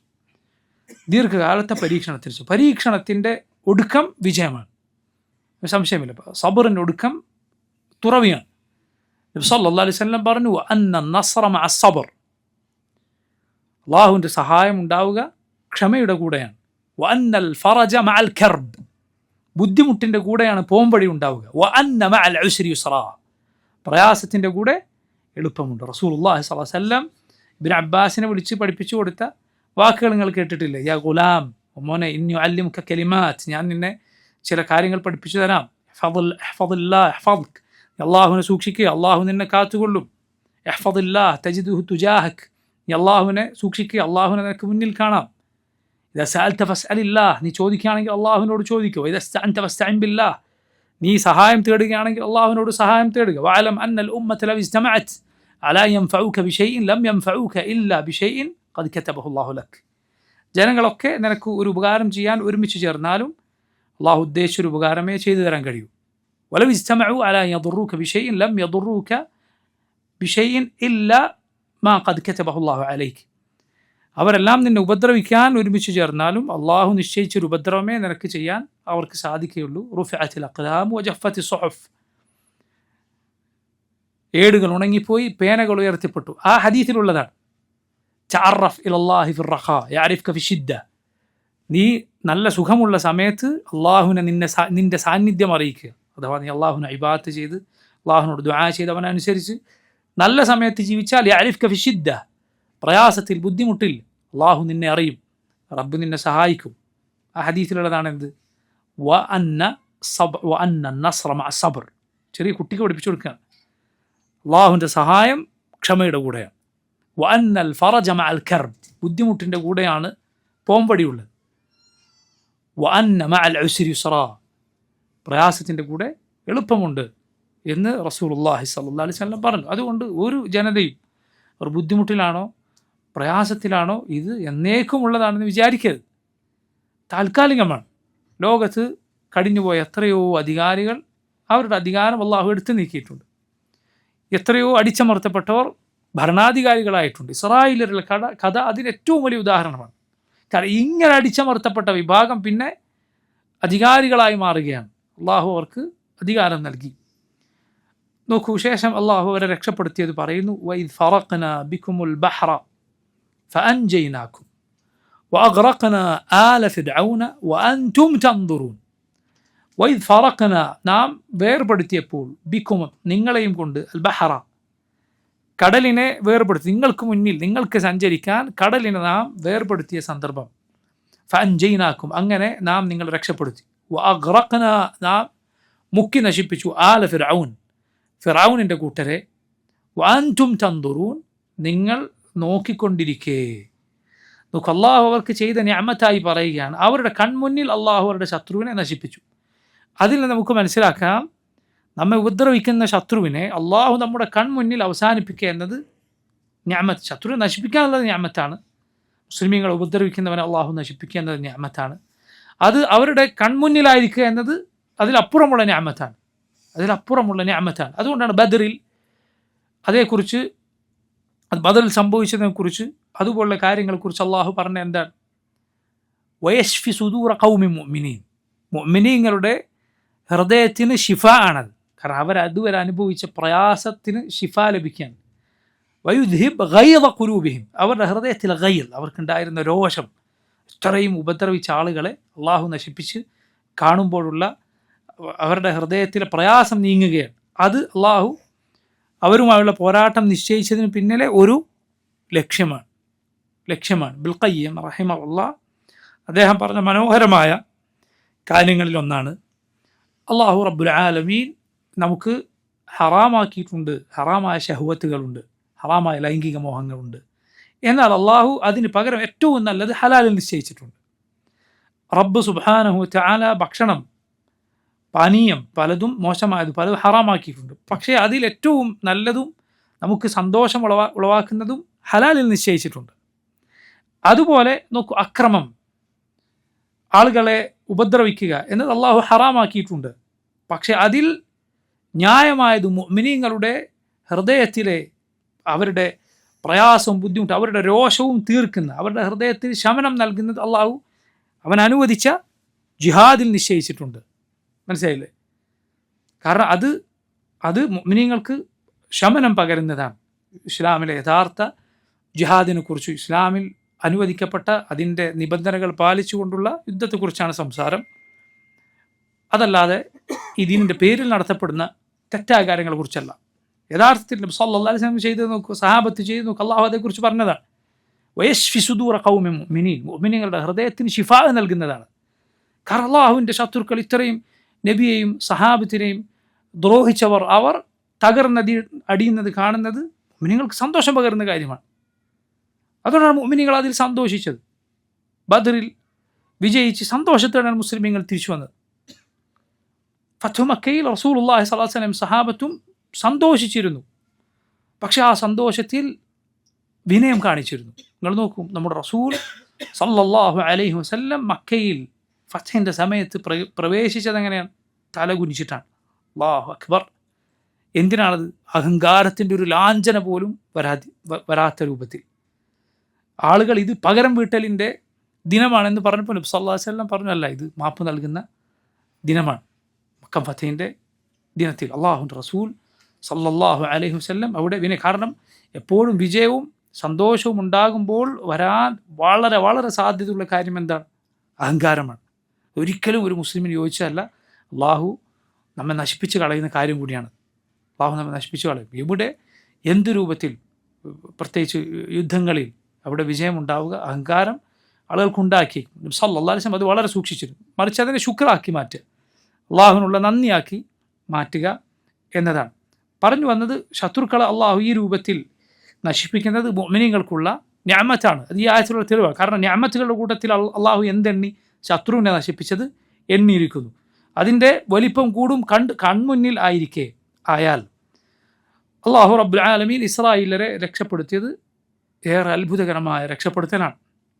മൂസാ അലൈഹിസ്സലാമിനോട് അള്ളാഹു രാത്രി പുറപ്പെട്ടു കൊള്ളാൻ പറഞ്ഞു. ഇസ്രായേലരെയും കൂട്ടി അവരിലെ പുരുഷന്മാരും വൃദ്ധരും കുട്ടികളും സ്ത്രീകളും ഒക്കെ പോവുകയാണ്, മിസ്ർ വിട്ടു പോവുകയാണ് അള്ളാഹു കൽപ്പിച്ചിടത്തേക്ക്.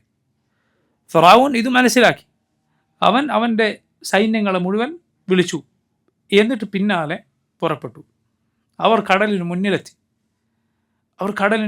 സുബ്ഹാനല്ലാഹ്, തഫ്സീറുകളിൽ നമുക്ക് അത്ഭുതകരമായ ചില കാര്യങ്ങൾ അവിടെ കാണാം. മൂസാ നബിയുടെ കൂടെ ഉണ്ടായിരുന്ന ചിലർ ചോദിച്ചു എന്നാണ്, കടലിന് മുന്നിലെത്തിയപ്പോൾ അള്ളാഹുവിൻ്റെ റസൂലെ ഇങ്ങോട്ടേക്ക് പോകാനാണോ അള്ളാഹു നമ്മളോട് കൽപ്പിച്ചു? അപ്പോൾ മൂസാ നബി പറഞ്ഞത്രേ, അതെ.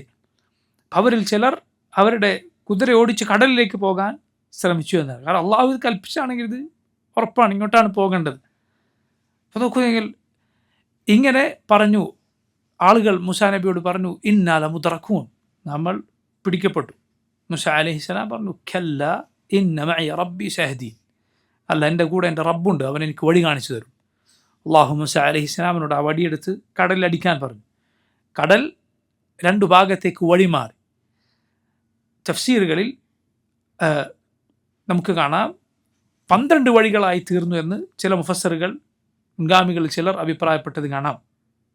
12 വഴികളായി ഈ കടൽ മാറിയത്. കാരണം ഇസ്രായേലർ 12 ഗോത്രങ്ങളായിരുന്നത് കൊണ്ട്.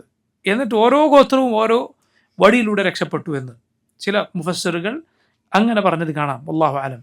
എന്ത് തന്നെയാലും ഈ കടൽ പിളർന്നു മാറുക, എന്നിട്ട് അവിടെയുള്ള മണ്ണ് ഉണങ്ങുക.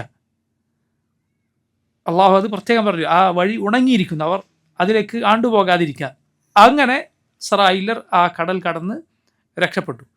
നിങ്ങൾ നോക്കണം, ഫിറഔനും കൂട്ടരും കടലിന് മുന്നിലെത്തുമ്പോൾ കാണുന്നത് ഇതാണ് കാണുന്നത്. അവർ ഈ വഴിയിലൂടെ രക്ഷപ്പെടുന്നത്. തീർത്തും അത്ഭുതമാണ് ഇക്കാര്യം. അവർക്ക് അള്ളാഹുവിൻ്റെ സഹായമുണ്ട് എന്നത് വ്യക്തമാണ്. പക്ഷെ അതുപോലും അവനെ പിന്തിരിപ്പിച്ചില്ല. കാരണം അള്ളാഹു ഒരുവന് ഈ രൂപത്തിൽ അന്ത്യം വിധിച്ചാൽ അവൻ രക്ഷപ്പെടാൻ കഴിയില്ല. അവൻ തൻ്റെ സൈന്യവുമായി അതിലേക്ക് പ്രവേശിച്ചു. ഇസ്രായേലർ രക്ഷപ്പെട്ടപ്പോൾ അള്ളാഹു അവരെ മുക്കി നശിപ്പിച്ചു. ഫിറഔൻ നേരത്തെ എന്തു പറഞ്ഞിരുന്നവനാണ്? അലൈസ ലീ മുൽക്കു മിസ്ര വഹാദിഹിൽ അൻഹാറു തജ്രി മിൻ തഹ്തി അഫലാ തുബ്സിറൂൻ. എനിക്ക് മിസ്റിൻ്റെ അധികാരമില്ലേ? ഈ നദികളൊക്കെ എനിക്ക് കീഴിലല്ലേ ഒഴുകുന്നത് എന്ന് പറഞ്ഞ് അഹങ്കരിച്ചവനാണ്. അള്ളാഹു അത് പറഞ്ഞവനെ വെള്ളത്തിൽ മുക്കി നശിപ്പിച്ചു. നിന്ദ്യമായി അവൻ നശിച്ചു തീർന്നു. മുഹമ്മദ് സല്ലല്ലാഹു അലൈഹി വസല്ലമയോട് ജിബ്രീൽ അലൈഹിസ്സലാം പറഞ്ഞതായി ഹദീസുകളിൽ നമുക്ക് കാണാം. ജിബ്രീൽ അലൈഹിസ്സലാം പറഞ്ഞു, ഓ മുഹമ്മദ്, താങ്കളെങ്ങാനും എന്നെ കണ്ടിരുന്നെങ്കിൽ, ജിബ്രീൽ പറയുകയാണ്, താങ്കളെങ്ങാനും എന്നെ കണ്ടിരുന്നെങ്കിൽ ആ രംഗം, ഫിറഔൻ മുങ്ങി നശിക്കാൻ പോകുന്ന രംഗം, ഞാൻ ആ കടലിനടിയിലെ ചെളിയെടുത്ത് അവൻ്റെ വായിൽ നിറച്ചുകൊണ്ടിരുന്നു. ഫിറഔനിൻ്റെ വായിൽ. എന്തിനു വേണ്ടി? അവൻ ഈമാനിൻ്റെ വാക്ക് പറഞ്ഞ് അള്ളാഹുവിൻ്റെ റഹ്മത്ത് അവന് കിട്ടാതിരിക്കാൻ. അവൻ ആ മുങ്ങി നശിക്കാൻ പോകുന്ന സമയത്ത്, മരണത്തെ മുന്നിൽ കാണുന്ന സമയത്ത് പറഞ്ഞു, ആമൻതു അന്നഹു ലാ ഇലാഹ ഇല്ലല്ലദി ആമനത് ബിഹി ബനു ഇസ്രായീൽ വാന മിനൽ മുസ്ലിമീൻ. ഇസ്രായേലർ വിശ്വസിച്ച ഇലാഹ് അവനിൽ ഞാൻ വിശ്വസിച്ചിരിക്കുന്നു, ഞാൻ മുസ്ലിമീങ്ങളുടെ കൂട്ടത്തിലായിരിക്കുന്നു. അവന് കിട്ടിയ മറുപടി എന്താണ്? ആൽ ആന വഖദ് അസൈത ഖബ്ലു വകുൻത മിനൽ മുഫ്സിദീൻ. ഇപ്പോഴാണോ? നീ ഇതുവരെ ഭൂമിയിൽ കുഴപ്പമുണ്ടാക്കിയവനാണ്, നീ ധിക്കരിച്ചവനാണ്. കാരണം റൂഹ് തൊണ്ടക്കുഴിയിലെത്തിയാൽ, മരണം മുന്നിൽ കണ്ടാൽ പിന്നെയുള്ള ഈമാൻ സ്വീകരിക്കപ്പെടുകയില്ല. നബി സല്ലല്ലാഹു അലൈഹി വസല്ലം പറഞ്ഞു, ഇന്നല്ലാഹ യഖ്ബലു തൗബത്തൽ അബ്ദി മാ ലം യുഗർഗിർ. അള്ളാഹു അടിമയുടെ തൗബ സ്വീകരിക്കും റൂഹ് തൊണ്ടക്കുഴിയിലെത്തുന്നവരെ. റൂഹ് തൊണ്ടക്കുഴിയിലെത്തിയാൽ പിന്നെ തൗബ സ്വീകരിക്കുകയില്ല. മരണം മുന്നിൽ കണ്ടാൽ പിന്നെ തൗബയില്ല. അള്ളാഹു അതിനു മുമ്പ് തൗബ ചെയ്യാനാണ് നമ്മളോട് പറഞ്ഞത്. യാ അയ്യുഹല്ലദീന ആമനു തൂബു ഇലല്ലാഹ് തൗബത്തൻ നസൂഹ. അതുപോലെ അള്ളാഹു തൗബ സ്വീകരിക്കുന്നവരെ കുറിച്ച് പറഞ്ഞ എന്താണ്? സുമ്മ യതൂബൂന മിൻ ഖരീബ്. അടുത്തു തന്നെ തൗബ ചെയ്യുന്നവർ. അടുത്തെന്ന് പറഞ്ഞാൽ മരിക്കുന്നതിന് മുമ്പ്. കാരണം മരണം ഖരീബാണ്, മരണം അടുത്താണ്, എപ്പോഴാണെന്ന് അറിയില്ല. അതിനു മുൻപേ തൗബ ചെയ്തിരിക്കണം. അപ്പോൾ നോക്കൂ, ഇങ്ങനെ ഫിറഔനെയും കൂട്ടരെയും അള്ളാഹു സുബ്ഹാനഹു വ തആല നശിപ്പിക്കുകയുണ്ടായി. ഇസ്രായേലർ അതിനുശേഷം മസ്റിലേക്ക് തിരിച്ചു വരികയും അവരവിടെ മസ്റിൻ്റെ അധികാരികളായി ജീവിക്കുകയും ചെയ്തു എന്ന് തഫ്സീറുകളിൽ ചിലർ പറഞ്ഞത് കാണാം. അതുപോലെ അവർ അവിടെ ഉണ്ടായിരുന്ന നേരത്തെ അധികാരികളായിരുന്നവരുടെ ഭാര്യമാരെ, അങ്ങനെയുള്ള സ്ത്രീകളെ വിവാഹം കഴിച്ചു എന്നും കാണാം. ബിൻ കസീർ റഹിമഹുല്ലാഹ് അദ്ദേഹം പറഞ്ഞു, അതുകൊണ്ട് അവിടെ ഉണ്ടായിരുന്ന സ്ത്രീകൾ അവിടെയുള്ള രാജാക്കന്മാരുടെയും മറ്റും മക്കളും ഭാര്യമാരൊക്കെ ആയിരുന്നു. പിന്നെ അവർ വിവാഹം കഴിച്ചവരോ മസ്റിൽ അടിമകളായി താഴെ ജീവിച്ച ആളുകളും. ബിൻ കസീർ അദ്ദേഹം പറഞ്ഞു, അതുകൊണ്ട് തന്നെ ഈ സ്ത്രീകൾക്ക് അവരുടെ മേലെ ഭർത്താക്കന്മാർ അവർ ഭരിക്കുന്ന സ്വഭാവം ഉണ്ടായിരുന്നു. ബിൻ കസീർ പറഞ്ഞു, അതുകൊണ്ട് മിസ്റിൽ ഇന്നും ഈ സ്വഭാവം കാണാമെന്ന്. ബിൻ കസീറിൻ്റെ കാലത്ത് അദ്ദേഹം പറഞ്ഞതാണ്. അല്ലാഹു ആലം ഇന്നത്തെ അവസ്ഥ എന്താണ് നമുക്കറിയില്ല. പക്ഷേ അവർ തിരിച്ചെത്തി ഇവരുടെ സ്ത്രീകൾ വിവാഹം ചെയ്തു. പക്ഷേ ഇവർ നേരത്തെ അധികാരികളുടെ ഭാര്യമാരായി ജീവിച്ചിരുന്ന, അവരെ കുടുംബത്തിൽ ജീവിച്ചിരുന്നവരാണ്. ഭർത്താക്കന്മാരോ ഇസ്രായേലിലാണ്, നേരത്തെ അവിടെ അടിമകളായി താഴ്ന്ന ജോലികളൊക്കെ ചെയ്ത് ജീവിച്ചവരായിരുന്നു. അപ്പോൾ അതുകൊണ്ട് സ്ത്രീകൾ ഇവരെ ഭരിച്ചിരുന്നു, ഭർത്താക്കന്മാരായിട്ട് അവരങ്ങോട്ട് ഭരിച്ചിരുന്നു. ഈ സ്വഭാവം മിസ്റിൽ ഇന്നും കാണാമെന്ന് ബിൻ കസീർ റഹിമഹുല്ലാഹ് പറഞ്ഞത് കാണാം. അല്ലാഹു ആലം. അത് ചില നാടുകൾ അങ്ങനെ, ചില നാട്ടിൽ അങ്ങനെ ഉണ്ടാവും, ചില നാടുകൾ നേരെ തിരിച്ചായിരിക്കും. ഉമർ ഖത്താബ് റളിയല്ലാഹു അൻഹു പറഞ്ഞതായി ഇമാം ബുഖാരി മുസ്ലിം റിവായത്ത് ചെയ്തത് കാണാം. കുന്നാ ഫിൽ ജാഹിലിയത്തി ലാ നഉദ്ദു നിസാഅ ഷൈഅൻ. ജാഹിലിയത്തിൽ ഞങ്ങൾ സ്ത്രീകളെ അവർക്ക് ഒരു പരിഗണനയും നൽകിയിരുന്നില്ല. എന്ന് പറഞ്ഞാൽ അവരെ ഞങ്ങൾ മനുഷ്യരുടെ കൂട്ടത്തിൽ എണ്ണിയിരുന്നില്ല എന്നതുപോലത്തെ വർത്തമാനമാണ്. എന്നാൽ ഇസ്ലാം വന്നപ്പോൾ ഇസ്ലാം സ്ത്രീകളുടെ കാര്യത്തിൽ അള്ളാഹുവിൻ്റെ കിതാബിൽ ഇന്ന ആയത്തുകളും സൂറത്തുകളൊക്കെ അവതരിച്ചു. അള്ളാഹു റബ്ബുൽ ആലമീൻ അവരുടെ കാര്യത്തിൽ വസിയ്യത്ത് മുഅ്മിനീങ്ങൾക്ക് നൽകി. വലഹുന്ന മിസ്ലുല്ലദി അലൈഹിന്ന ബിൽ മഅറൂഫ് വലിർറിജാലി അലൈഹിന്ന ദറജ. അവർക്ക് ബാധ്യതകളുള്ളതുപോലെ അവകാശങ്ങളുമുണ്ട്. പുരുഷന്മാർക്ക് സ്ത്രീകളുടെ മുകളിൽ ഒരു ദറജയുണ്ട്, ഒരു പദവിയുണ്ട് എന്നതിനോടൊപ്പം ഇങ്ങനെയുള്ള ആയത്തുകൾ അവതരിപ്പിച്ചപ്പോൾ എന്തു തുടങ്ങി? ഞങ്ങൾ സ്ത്രീകൾക്ക് ആ ഹക്കുകൾ നൽകാൻ തുടങ്ങി. പക്ഷെ എങ്കിലും മക്കക്കാരെങ്ങനെയുള്ളവരായിരുന്നു? അവർ സ്ത്രീകളെ തീരെ ഭരിക്കാൻ അനുവദിച്ചിരുന്നില്ല. എന്നാൽ മദീനക്കാരങ്ങനെയായിരുന്നില്ല. മദീനക്കാർ ഉമർ ഖത്താബ് പറയുന്നത് അവർ സ്ത്രീകൾ പുരുഷന്മാരെ നിയന്ത്രിച്ചിരുന്നു എന്നാണ്. അങ്ങനെ ഞങ്ങൾ മദീനയിലെത്തിയപ്പോൾ എന്ത് സംഭവിച്ചു? ഇവരുടെ സ്ത്രീകളുടെ സ്വഭാവം കണ്ടുപഠിച്ചു. മക്കക്കാർ മദീനക്കാരായ സ്ത്രീകളുടെ സ്വഭാവം കണ്ടുപഠിച്ചു. അങ്ങനെ ഒരു ദിവസം എൻ്റെ ഭാര്യ എന്നോട് ഞാൻ എന്തോ ഒരു കാര്യം സംസാരിച്ചപ്പോൾ എന്നെ തിരുത്താൻ വന്നു. അപ്പോൾ ഞാൻ അവളോട് ദേഷ്യം പിടിച്ചു. അപ്പോൾ ഭാര്യ എന്നോട് പറഞ്ഞു, നിങ്ങളെ തിരുത്താൻ പാടില്ലേ, നിങ്ങളോട് മറുത്തു പറയാൻ പാടില്ലേ? അള്ളാഹുവിൻ്റെ റസൂലിനോട് റസൂൽ സ്വല്ലല്ലാഹു അലൈഹി വസല്ലമയുടെ ഭാര്യമാർ മറുത്തു പറയാറുണ്ട്, എന്നിട്ട് നബിയോട് ദേഷ്യം പിടിക്കാറുണ്ട്. ചിലപ്പോൾ ഒരു ദിവസം മുഴുവൻ നബിയോട് ദേഷ്യം പിടിച്ച് നിൽക്കാറുണ്ട്. ഉമർ ഖത്താബ് ഇത് കേട്ടപ്പോൾ പറഞ്ഞു, എങ്കിൽ അവർ നശിച്ചത് തന്നെ, ഖസിറിൻ, അവർ തുലഞ്ഞു പോയത് തന്നെ. അള്ളാഹിൻ്റെ കോപം, അള്ളാഹിൻ്റെ റസൂൽ അവരോട് കോപിച്ചിട്ട് അള്ളാഹുവിൻ്റെ കോപം അവർക്ക് കിട്ടുമെന്ന് അവർക്ക് പേടിയില്ലേ? എന്നിട്ട് ഉമർ ഖത്താബ് റളിയല്ലാഹു അൻഹു മകളുടെ അടുത്തേക്ക് ചെന്നു, സഫിയയുടെ അടുത്തേക്ക് ചെന്നു. എന്നിട്ട് പറഞ്ഞു, ഹഫ്സയുടെ അടുത്ത് ചെന്നു. ഹഫ്സയോട് ചോദിച്ചു, നിങ്ങളിങ്ങനെ ചെയ്യാറുണ്ടോ? രാവും പകലും ഇങ്ങനെ ഒരു പകലും രാവുമൊക്കെ നബി സല്ലല്ലാഹു അലൈഹി വസല്ലം ദേഷ്യം പിടിച്ചിരിക്കാറുണ്ടോ?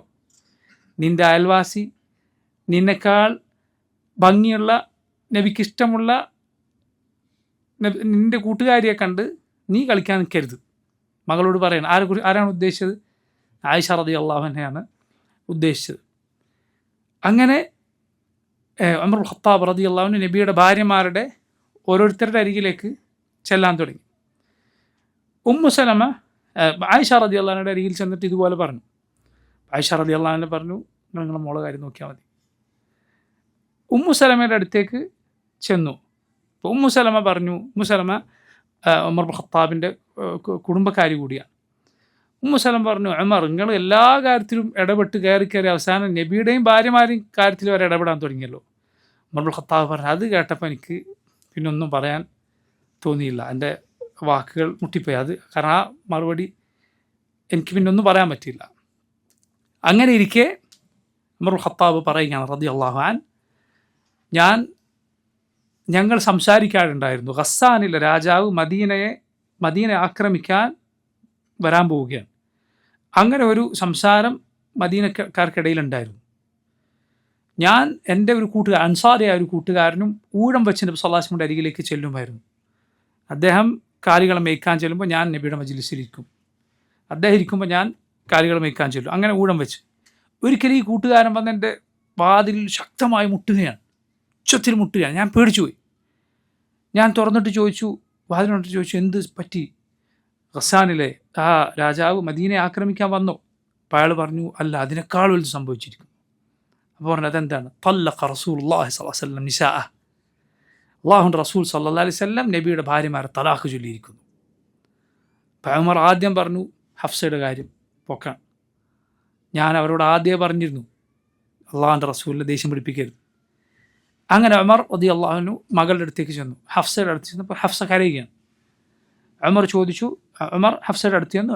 ഉമർ ഹഫ്സയോട് ചോദിച്ചു, എന്തു പറ്റി? അള്ളാഹുവിൻ്റെ റസൂൽ നിങ്ങളെ തലാഖുമല്ലോ. അപ്പോൾ ഹഫ്സ റളിയല്ലാഹു അൻഹ പറഞ്ഞു, അറിയില്ല. നബി അതാ ആ മഷ്റൂബത്തിൽ, നബിക്ക് ഇരിക്കാൻ ഒരു മുകളിലുള്ള ഒരു ചെറിയ മുറി ഉണ്ടായിരുന്നു, മഷ്റൂബ എന്നാണ് അതിന് പറയുക. അവിടെ നബി സല്ലല്ലാഹു അലൈഹി വസല്ലം അതാ ഒറ്റയ്ക്ക് ഇരിക്കുകയാണ്. ഉമർ ഖത്താബ് റളിയല്ലാഹു അൻഹു മസ്ജിദിലേക്ക് ചെന്നു. അപ്പോൾ സഹാബികളൊക്കെ അവിടെ ഇരുന്ന് കരയുകയാണ്, പലരും അവിടെ ഇരുന്ന് കരയുകയാണ്. കാരണം നബി സല്ലല്ലാഹു അലൈഹി വസല്ലം ഭാര്യമാരെ തലാഖ് ചൊല്ലി എന്ന പ്രയാസപ്പെടുത്തുന്ന വർത്തമാനമാണ് അവർ കേട്ടത്. ഉമർ ഖത്താബ് റളിയല്ലാഹു അൻഹു നബിയുടെ മഷ്റൂബയുടെ അരികിലേക്ക് ചെന്നു. അവിടെ ഒരാൾ റബാഹ് എന്നയാൾ കാവൽ നിൽക്കാൻ, ഒരു കറുത്ത നിറമുള്ള അടിമയാണ്. അങ്ങനെ ഉമർ പറഞ്ഞു, നബിയോട് ചെന്ന് അനുവാദം ചോദിക്കൂ, ഞാൻ കയറിക്കോട്ടെ. അദ്ദേഹം വന്നിട്ട് പറഞ്ഞു, ഉമറിനോട് പറഞ്ഞു, ഞാൻ നബി സല്ലല്ലാഹു അലൈഹി വസല്ലമയോട് പറഞ്ഞു നിങ്ങൾ ചോദിക്കുന്നുണ്ട്, പക്ഷേ നബി ഒന്നും മിണ്ടിയില്ല. ഉമർ ഖത്താബ് റളിയല്ലാഹു അൻഹു മസ്ജിദിലേക്ക് വന്നു. എന്നിട്ട് ഇരിക്കുന്ന ആളുകളുടെ കൂടെ ഇരുന്നു. ഉമർ പറയണം, പിന്നെ എനിക്ക് ഇരിക്കാൻ പറ്റിയില്ല. പിന്നെ ഞാൻ എന്ത് ചെയ്തു?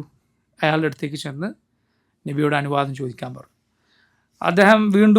അദ്ദേഹം ഉള്ളിൽ പോയി തിരിച്ചു വന്നിട്ട് പറഞ്ഞു, അതുപോലെ ഞാൻ നബിയോട് നിങ്ങൾ അനുവാദം ചോദിക്കുന്നു പറഞ്ഞു, പക്ഷേ നബി സല്ലല്ലാഹു അലൈഹി വസല്ലം ഒന്നും മിണ്ടിയില്ല. ഉമർ തിരിച്ചു വന്നു, മസ്ജിദിലിരുന്നു. ആ ഇരിക്കുന്ന ആളുകളുടെ കൂടെ ഇരുന്നു. പിന്നെ ഉമറിന് സഹിക്കാൻ പറ്റിയില്ല, ഇരിക്കപ്പുറത്തിട്ടില്ല, തിരിച്ചുപോയി. ഇതു തന്നെ ആവർത്തിച്ചു. പക്ഷെ മൂന്നാമത്തെ തവണ തിരിച്ചു വരുമ്പോൾ അദ്ദേഹം പറഞ്ഞു നബി സല്ലല്ലാഹു അലൈഹി വസല്ലം കയറാൻ അനുവദിച്ചിട്ടുണ്ട്. അപ്പോൾ ഉമർ ഖത്താബ് റളിയല്ലാഹു അൻഹു മശ്റൂബയിൽ ആ മുറിയിലേക്ക് കയറി. അല്ലാഹുവിൻ്റെ റസൂൽ സല്ലല്ലാഹു അലൈഹി വസല്ലം ഇങ്ങനെ കിടക്കുകയാണ്. സല്ലല്ലാഹു അലൈഹി വസല്ലമയുടെ ശരീരത്തിൽ ആ പുൽപ്പായിൽ കിടന്നതിൻ്റെ പരിക്ക് പറ്റിയിട്ടുണ്ടായിരുന്നു. അങ്ങനെ ഉമർ ഖത്താബ് റളിയല്ലാഹു അൻഹു നബിയോട് ചോദിച്ചു, നബിയെ, അങ്ങയുടെ ഭാര്യമാരെ തലാഖ് ചൊല്ലിയിട്ടുണ്ടോ? അപ്പോൾ നബി സല്ലല്ലാഹു അലൈഹി വസല്ലം പറഞ്ഞു, ഇല്ല. മറിച്ച് നബി ചെയ്തത് ഈല ആണ്. അത് എന്താണെന്ന് ഞാൻ പറയാം. ഭാര്യമാരുടെ അരികിലേക്ക് ഞാൻ ചെല്ലുകയില്ല, ഒരു മാസത്തേക്ക് ചെല്ലുകയില്ല നബി സല്ലല്ലാഹു അലൈഹി വസല്ലം ശപഥം ചെയ്തത്. അവരിൽ നിന്നുണ്ടായ ചില സ്വാഭാവികമായ സ്ത്രീ സഹജമായ ചില കാര്യങ്ങൾ കാരണത്താൽ. പക്ഷെ ജനങ്ങൾക്കിടയിൽ തലാഖ് ഇല്ല എന്നാണ് പ്രചരിച്ചത്. അപ്പോൾ ഒരായത്തുണ്ടല്ലോ ഖുർആനിൽ, എന്ത് നിങ്ങൾ എന്ത് ചെയ്ത് അറിവില്ലാത്തതിൻ്റെ പിന്നാലെ പോകരുത്. മുസ്ലിമീങ്ങൾ ചില ആളുകൾ ഇദാ ജാഅഹും അംറുൻ മിനൽ അംനി അവൽ ഖൗഫി അദാഉ ബിഹ്, പേടിപ്പെടുത്തുന്നതോ നിർഭയത്വത്തിൻ്റെതോ വാർത്ത കേട്ടാൽ പ്രചരിപ്പിക്കുന്ന ചില ആളുകളുണ്ട്. ഒന്നും നോക്കാതെ അവരിങ്ങനെ പ്രചരിപ്പിക്കും. വലൗ റദ്ദൂഹു ഇല റസൂലി വ ഇല ഉലിൽ അംരി മിൻഹും ലഅലിമഹു അല്ലദീന യസ്തംബിതൂനഹു മിൻഹും. റസൂലിലേക്കും വിവരമുള്ളവരിലേക്കും അവരത് മടക്കിയിരുന്നുവെങ്കിൽ അതിൻ്റെ സത്യവും അസത്യവും വേർതിരിച്ച് ഇസ്തിംബാത്ത് ചെയ്യാൻ അവർക്ക് സാധിച്ചേനെ. ഉമർ പറഞ്ഞു, ഞാൻ അങ്ങനെ ചെയ്തു, ഞാൻ അതിൽപ്പെട്ട ആൾ, ഞാൻ സത്യാസത്യം വേർതിരിച്ചറിഞ്ഞു. അപ്പോൾ തലാഖ് ചൊല്ലിയിട്ടില്ല എന്ന് പറഞ്ഞപ്പോൾ ഉമർ റളിയല്ലാഹു അൻഹു അള്ളാഹുവിനെ സ്തുതിച്ചു. എന്നിട്ട് ഉമർ ഖത്താബ് റളിയല്ലാഹു അൻഹു നബിയോട് പറഞ്ഞു, നബിയെ, നമ്മൾ മക്കയിലുള്ളപ്പോൾ സ്ത്രീകളെ നമ്മൾ മെക്കിട്ട് കയറിയിരുന്നില്ല. മദീനയിൽ വന്നപ്പോൾ ഇവിടുത്തെ സ്ത്രീകളുടെ സ്വഭാവം അവർ കണ്ടുപിടിച്ചു. എന്നിട്ട് എൻ്റെ ഭാര്യ എന്നോട് ഇങ്ങനെ ഒരു ദിവസം തട്ടിക്കയറി. അപ്പോൾ ഞാൻ ഇങ്ങനെ പറഞ്ഞു, അപ്പോൾ അവരിങ്ങനെ പറഞ്ഞു. അപ്പോൾ നബി സല്ലല്ലാഹു അലൈഹി വസല്ലം ചിരിച്ചു. ഉമർ ഖത്താബ് റളിയല്ലാഹു അൻഹു നബി ചിരിച്ചപ്പോൾ ഉമർ എന്ത് ചെയ്തു, ഒന്ന് ഇരുന്നു, അവിടെ നിൽക്കുകയായിരുന്നു. നബി സല്ലല്ലാഹു അലൈഹി വസല്ലം ചിരിച്ച നബിയുടെ മുഖം, നബിയുടെ ഇപ്പോഴുള്ള രീതി അത് തണുത്തിരിക്കുന്നത് കണ്ടപ്പോൾ ഉമർ റളിയല്ലാഹു അൻഹു പിന്നെ ഇരുന്നിട്ട് ഉമർ ഖത്താബ് റളിയല്ലാഹു അൻഹു പിന്നെയും സംസാരിച്ചു തുടങ്ങി. അപ്പോൾ നബി സല്ലല്ലാഹു അലൈഹി വസല്ലം ഒന്നുകൂടി ചിരിച്ചു എന്നാണ്. ഉമർ പറയും, റസൂലുള്ളാഹി സ്വല്ലല്ലാഹു അലൈഹി വസല്ലം പോലെ മനോഹരമായ ഒരു പുഞ്ചിരി ഞാൻ വേറെ കണ്ടിട്ടില്ല. അങ്ങനെ എന്നിട്ട് ഉമർ ഇങ്ങനെ ആ മുറിയിലേക്ക് നോക്കുമ്പോൾ ആ മുറിയിൽ ഒന്നുമില്ല. ഒരു നബി സല്ലല്ലാഹു അലൈഹി വസല്ലമക്ക് ഒരു സ്വകാര്യത, ഒരു വിശ്രമിക്കാനുള്ള മുറിയാണ്. പക്ഷെ ഉമർ പറയും, ഞാൻ നോക്കുമ്പോൾ കണ്ണിന് ആകർഷിക്കുന്ന ഒന്നുമില്ല, ഏതാനും മൃഗത്തിൻ്റെ തൊലികൾ, ഊറക്കിട്ട തോലുകളല്ലാതെ വേറൊന്നും അവിടെ ഇല്ല. നബി സല്ലല്ലാഹു അലൈഹി വസല്ലം ആകട്ടെ ഒരു പുൽപ്പായിൽ കിടക്കുകയാണ്. അപ്പോൾ എനിക്ക് അത് കണ്ട പ്രയാസത്തിൽ ഞാൻ ചോദിച്ചു, നബിയെ, അങ്ങ് ഈ ഉമ്മത്തിന് വേണ്ടി ദുആ ചെയ്യുന്നില്ലേ? കാരണം കിസ്റയും കൈസറും ഒക്കെ അവരൊക്കെ എങ്ങനെയാണ് ജീവിക്കുന്നത്? കാഫറുകളായ ആളുകൾ, അവരൊക്കെ വലിയ സന്തോഷത്തിൽ ജീവിക്കാൻ, വലിയ സൗകര്യത്തിൽ ജീവിക്കാൻ. അങ്ങ് ഈ ഉമ്മത്തിന് ദുനിയാവിൽ വിശാലത നൽകാൻ അള്ളാഹുവിനോട് ദുആ ചെയ്താൽ. അപ്പോൾ കിടക്കുക എന്ന റസൂൽ സല്ലല്ലാഹു അലൈഹി വസല്ലം ഇരുന്നു. എന്നിട്ട് ചോദിച്ചു, അഫീ ശക്കിൻ അൻത ബിൻ ഖത്താബ്, നിനക്ക് എന്താ സംശയമുണ്ടോ? അവർക്ക് അള്ളാഹു നൽകിയത് ദുനിയാവാണ്, നമുക്ക് പരലോകമാണ് എന്ന് നബി സല്ലല്ലാഹു അലൈഹി വസല്ലം പറഞ്ഞു. അതുവരെ കിടന്നിരുന്ന റസൂൽ സല്ലല്ലാഹു അലൈഹി വസല്ലം അത് കേട്ടപ്പോൾ ഇരുന്നു എന്നാണ്.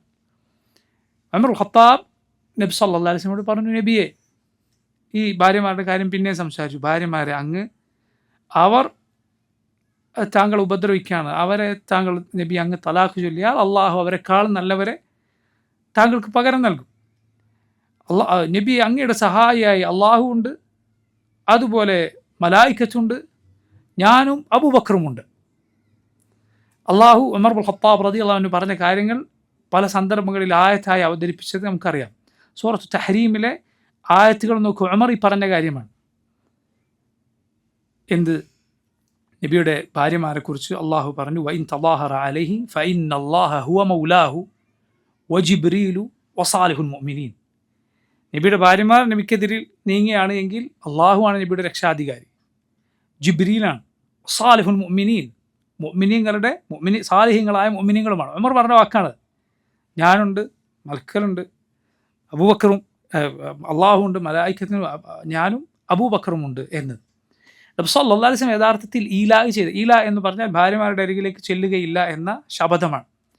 ഈല അത് ഒരാൾക്ക് ചെയ്യാൻ അനുവാദമുള്ളത് പരമാവധി 4 മാസം മാത്രമാണ്. അള്ളാഹു പറഞ്ഞു ലദീന യുലൂന മിൻ നിസാഇഹിം തറബ്ബുസു 4 അശ്ഹുർ. സ്ത്രീകളെ ഇലാ ചെയ്യുന്നുവെങ്കിൽ അനുവാദം 4 മാസം മാത്രമാണ്. അതിൽ കൂടുതൽ ഒരാൾക്ക് തൻ്റെ ഭാര്യയുമായി അവരുടെ അനുവാദമില്ലാതെ വിട്ടു നിൽക്കാൻ പാടില്ല എന്നാണ്. 4 മാസം വരെ ഒരാൾക്ക് തൻ്റെ ഭാര്യയിൽ നിന്ന് അനുവാദമില്ലാതെ വിട്ടു നിൽക്കാം. അത് ഇലാ ചെയ്തിട്ടായാലും അല്ല വിദേശത്തോ മറ്റോ പോയിട്ടായാലും ഒക്കെ. പക്ഷേ അതിന് ശേഷം നിൽക്കണമെങ്കിൽ എന്ത് വേണം? അനുവാദം ഉണ്ടായിരിക്കും. ഭാര്യയുടെ അനുവാദമുണ്ടെങ്കിൽ അതിൽ കൂടുതൽ വേറെ വേറെ താമസിക്കാം, മറ്റോ ചെയ്യാം. പ്രവാസികളൊക്കെ ചെയ്യുന്നത് പോലെ തെറ്റില്ല. അപ്പോൾ നോക്കൂ, ഇങ്ങനെ ഇല ആണ് നബി സല്ലല്ലാഹു അലൈഹി വസല്ലം ചെയ്ത്. 1 മാസം കഴിഞ്ഞപ്പോൾ റസൂലുള്ളാഹി സ്വല്ലല്ലാഹു അലൈഹി വസല്ലം അവരുടെ അരികിലേക്ക് ചെല്ലുകയും ചെയ്തു. അത് സഹോദരങ്ങളെ സ്ത്രീ സഹജമായ പ്രശ്നങ്ങളാണ്. അതാകട്ടെ നമ്മുടെ ഉമ്മമാരുടെ പക്കൽ നിന്നുണ്ടായത് ബാക്കിയുള്ള ദുനിയാവിലെ സ്ത്രീകളെ വെച്ച് നോക്കിയാൽ വളരെ വളരെ നിസാരമായത് മാത്രമാണ്. അതാകട്ടെ സ്ത്രീകൾക്ക് അള്ളാഹു പുറത്തു നൽകുന്ന കാര്യമാണ്.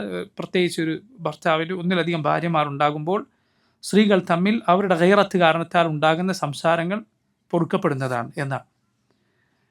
അത് നബി സല്ലല്ലാഹു അലൈഹി വസല്ലമയുടെ ഭാര്യമാരിൽ നിന്നുണ്ടായപ്പോൾ നബി അവരെ ശക്തമായി ശകാരിച്ചിട്ടില്ല എന്നത് അതിനുള്ള തെളിവാണ്. കാരണം അത് അവർക്ക് ഒഴിവാക്കാൻ പറ്റാത്ത കാര്യമാണ്. അപ്പോൾ നോക്കൂ, ഇത് ഞാൻ പറഞ്ഞത് ചില നാടുകളിൽ ഈ സ്വഭാവമുണ്ട് എന്നത് പറഞ്ഞപ്പോൾ ഈ സംഭവം പറഞ്ഞു എന്ന് മാത്രം. അതായത് മക്കയിൽ നോക്കൂ അവരിങ്ങനെയായിരുന്നു, മദീനയിൽ നോക്കൂ അങ്ങനെയാണ്. നമ്മുടെ നാട്ടിലും ചില സ്ഥലങ്ങളെക്കുറിച്ച് പറയാറുണ്ട്, അവിടെയുള്ള സ്ത്രീകൾ ആണുങ്ങളെ കയറി ഭരിക്കും, വേറെ സ്ഥലത്ത് നേരെ തിരിച്ചായിരിക്കും. അങ്ങനെയുള്ള ഇടങ്ങൾ ഉണ്ടാകാം. ഇസ്രായേലർ ഇതുപോലെ മസ്റിലേക്ക് പിന്നെയും തിരിച്ചുപോയി എന്ന് ചില തഫ്സീറുകളിൽ കാണാം. അല്ലാഹു തആല ആലം. ഇൻഷാ അല്ലാഹ് ഇനിയുള്ള ആയത്തുകളുടെ തഫ്സീർ നമുക്ക് വരുന്ന ദർസിൽ വിശദീകരിക്കാം. സല്ലല്ലാഹു വസല്ലം അലാ നബിയിന മുഹമ്മദ് വൽഹംദുലില്ലാഹി റബ്ബിൽ ആലമീൻ. അസ്സലാമു അലൈക്കും വറഹ്മത്തുള്ളാഹി വബറകാതുഹു.